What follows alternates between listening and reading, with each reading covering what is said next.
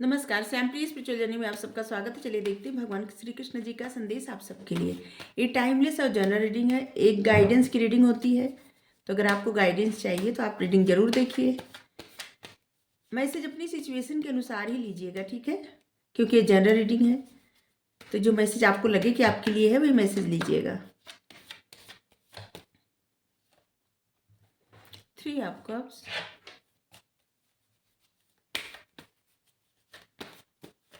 आपकी लाइफ में 3 दिन में या 3 सप्ताह में कुछ बड़ी खुशखबरी आने वाली है। प्रसन्नता,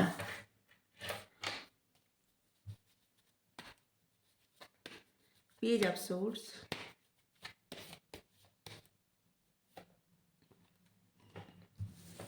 the tower,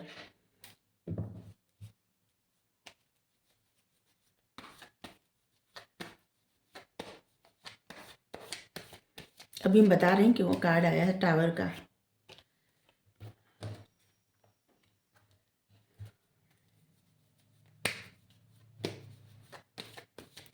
nine of cups, queen of cups,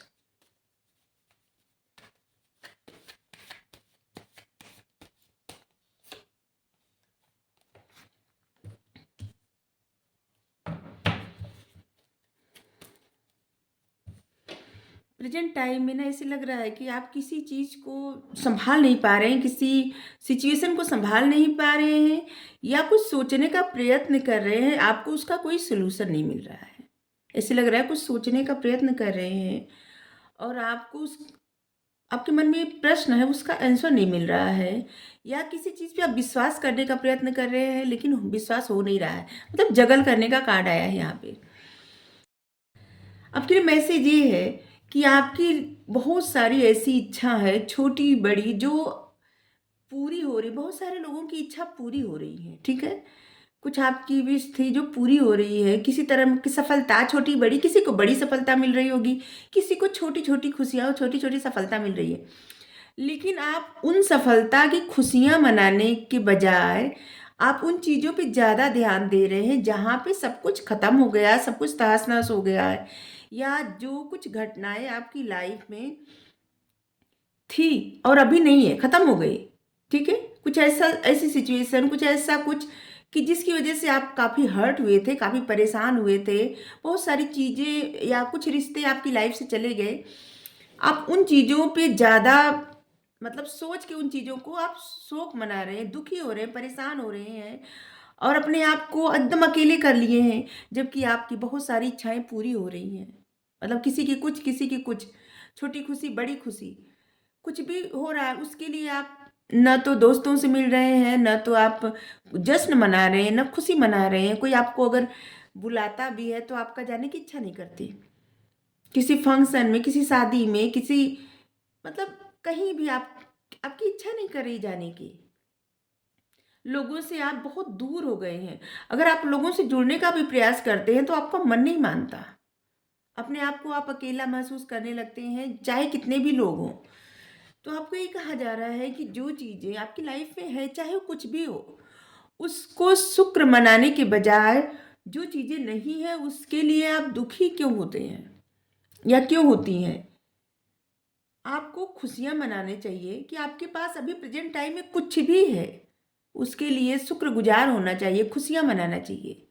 लेकिन आप हमेशा उन चीज़ों को सोच के परेशान, दुखी हो जाते हैं जो आपकी लाइफ में घट चुकी हैं, अभी नहीं है। और आप सरेंडर भी कर दिए, ऐसे लग रहा है सरेंडरेंस की एनर्जी में है, जैसे सब कुछ समर्पित कर देना। लेकिन इसके बावजूद आपका ध्यान बस उसी जगह पे जाता है।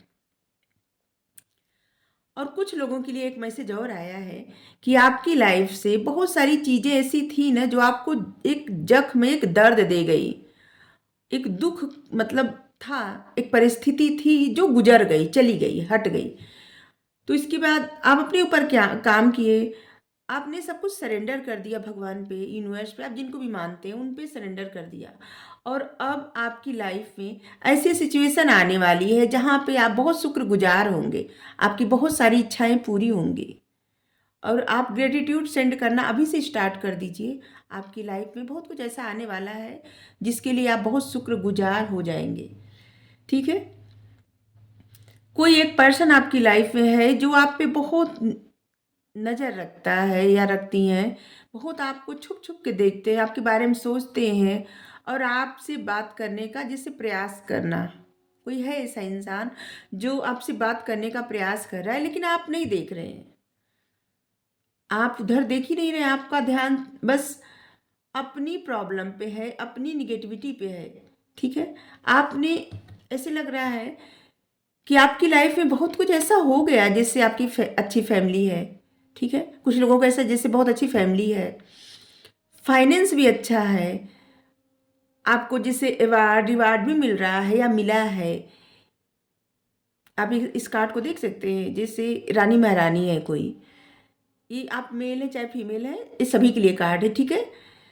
तो आपके पास वो सब कुछ है लेकिन आपका ध्यान ना अपनी खुशियों पे जा ही नहीं रहा है, क्योंकि आपके सराउंडिंग में निगेटिव एनर्जी बहुत ज़्यादा है। जैसे देख के जलिस होना, और ऐसे जैसे कि आप अगर खुश रहते होंगे तो कुछ लोगों को ना बड़ी चिढ़ होती होगी, ठीक है? जैसे किसी बात पे कोई प्रसन्न हो जाता है तो किसी किसी को इतनी ज़्यादा चिढ़ होती है ना। आपके सराउंडिंग में बहुत सारे लोग ऐसे हैं जिनको आपकी खुशी बर्दाश्त नहीं होती। और ये हम बस निगेटिव रीडिंग नहीं कर रहे हैं, जो कार्ड में आया वो बता रहे हैं। तो इसके लिए आप अपने आप को जैसे अपने ऑरा को क्लीन करिए। इससे क्या होगा ना कि आपकी तरफ जो भी अपॉर्चुनिटी आएगी, जो चीज़ें रहेंगी ना उसकी तरफ आप साफ-साफ देख पाएँगे। क्या होता है ना कभी-कभी न निगाह उधर नहीं जाती जिधर आपको देखना चाहिए, और उससे आपकी लाइफ से अच्छी-अच्छी अपॉर्चुनिटी चली जाती है। ठीक है? तो आप अपने ऑरा को क्लीन करिए, ठीक है? आपके लिए ज़्यादा से ज़्यादा पानी पीजिए, और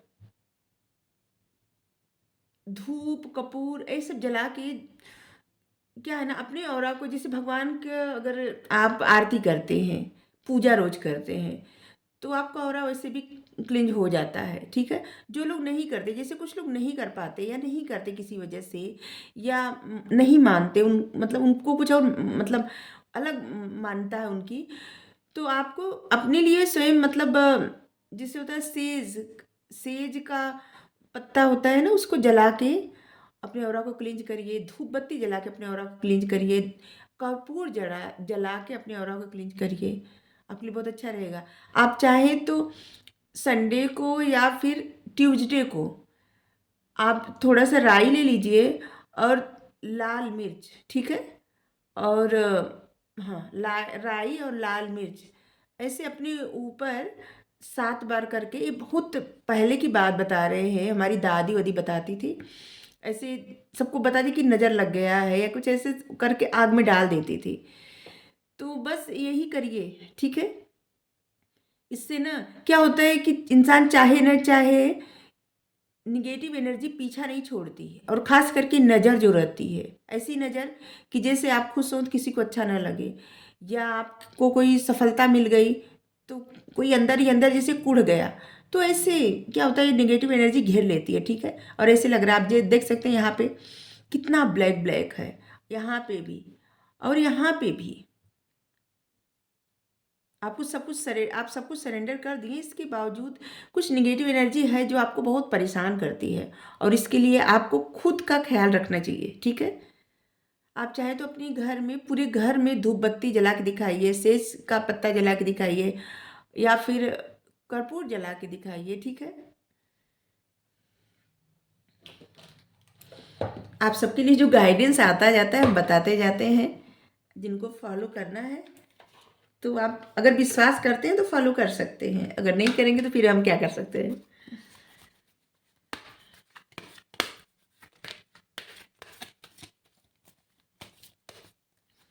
खुद को अकेला करना ये कोई किसी मुश्किल का हल नहीं है, ठीक है? लोगों से मिलिए जुलिए, प्रसन्न रहिए। आपके लिए 3 number, 4 number, 13 number, 14 number, 23, 24, 25 number, 9 number, 29, 11 number, 10 number, 1 number, 2 number, 20 number, 22 number, बताए? हाँ, 12 नंबर, ये सब महत्वपूर्ण होगा, ठीक है? आपके लिए फरवरी, मार्च, अप्रैल, जून, जनवरी, सितंबर, ये सब महत्वपूर्ण होगा आपके लिए। अक्टूबर और नवंबर भी, ठीक है। आपका जन्म हो सकता है। रूहानी गुट समूह, रूहानी गुट समूह में से कोई व्यक्ति अगर आपकी मदद करने की कोशिश करे तो उसे स्वीकार करिए। शायद यही से आपकी मदद हो रही है, उसे स्वीकार करिए। नहीं, कोई अगर आपकी मदद करने का प्रयास करे तो उस मदद को स्वीकार करिए, ठीक है।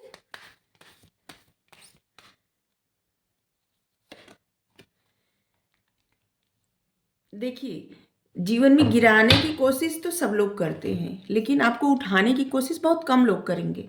तो अगर कोई आपकी मदद करने का प्रयास करे तो उस मदद को स्वीकार करिए, ठीक है। विकास, ईश्वर हमारे माता पिता हैं जो भले के लिए सुख और दुख के रूप में हमें कड़वी दवाइयाँ देते हैं। तो अगर आपकी लाइफ में सुख आ रहा है, दुख आ रहा है, सुख आ रहा है तो इसका मतलब आपको, जैसे कि छोटे छोटे बच्चे होते हैं ना, अच्छा काम करते हैं तो उनको टॉफ़ी, चॉकलेट, आइसक्रीम सब दी जाती है ना, ला के सब लोग देते हैं। तो ऐसे ही सुख रहता है। और दुख आता है तो जैसे पढ़ाई में कोई पढ़ाई पे ध्यान न दे रहा हो, स्कूल जाने से मना कर रहा हो, उसको अच्छा न लगता हो पढ़ने में, तो क्या होता है, डांटा जाता है। कभी कभी छोटी छोटी सजा भी दे जाती है, समझाया जाता है। जैसे पहले तो समझाया जाता है, नहीं समझते, फिर डांटा जाता है, नहीं डांटते, फिर सजा दी जाती है। तो बस इसी तरह से ईश्वर भी हमारे माता पिता हैं। जैसे छोटा सा बच्चा बीमार रहे और उसको ज़बरदस्ती वो पीना नहीं चाहेगा, फिर भी कड़वी दवाई पिलाई जाएगी और बहुत रोएगा, चिल्लाएगा, परेशान होगा, इसके बावजूद भी कभी कभी इंजेक्शन लगाया जाता है, कभी कभी कड़वी दवा दी जाती है, कितना उसको कष्ट होता है, लेकिन वो ठीक तो हो जाता है। तो उसी तरह से ईश्वर हमारे माता पिता हैं। वो कड़वी दवा या दुख सुख, मतलब दुख के रूप में, किसी परिस्थिति के रूप में ऐसे ही देते हैं, उससे कि आपको सीख मिले और उस सीख से आप जीवन में आने वाले जो भी आपकी लाइफ में परिस्थिति हो उसका डटकर मुकाबला करें और किसी भी सिचुएशन से न घबराएं। आत्मा का सफर, मैं मार्ग पथ जरूर बताऊंगा, लेकिन आपको अकेले ही रास्ता तय करना होगा। परमात्मा आपको मार्ग पथ बताते हैं, आपको किधर चलना है, क्या करना है। तरह तरह की परिस्थिति में आपको डालते हैं सीखने के लिए। ऐसी ऐसी परिस्थिति से आपको गुजारते हैं, जिसे टफ टाइम जिसको कहा जाता है। और उस सब चीज़ों से जब आपको सीख मिल जाती है तो आपको वो बताते हैं कि आपको किधर चलना है। और वो रास्ता आप जब पकड़ लेते हैं, इसके बाद वो आगे बढ़ने के लिए आपको प्रेरित करते हैं, प्रोत्साहित करते हैं। लेकिन रास्ता आपको अकेले ही तय करना पड़ता है, क्योंकि जो रास्ता वो आपको बता देंगे उस पर अकेले चलना आपको है, ठीक है। आपको वो नहीं दिखेंगे कि साथ में चल रहे हैं, जो भी आपके गुरु हैं, जो भी कोई भी अगर आपको मार्ग पथ बताएंगे, लेकिन रास्ता आपको अकेले तय करना पड़ेगा। वो सीख लेके आपको आगे बढ़ना पड़ेगा, ठीक है। अगर आप रुके रहेंगे, कोई साथ में आए, तो ऐसा नहीं होगा। सबकी ज़िंदगी का सफ़र अलग अलग है और सब अपने सफ़र पे जा रहे हैं, ठीक है। तो इसी तरह से परमात्मा या गुरु मार्ग पथ जरूर बताते हैं, लेकिन रास्ता अकेले तय करना पड़ता है। तो अगर आपको रीडिंग अच्छी लगी हो तो ज़रूर बताइए। Thank you so much.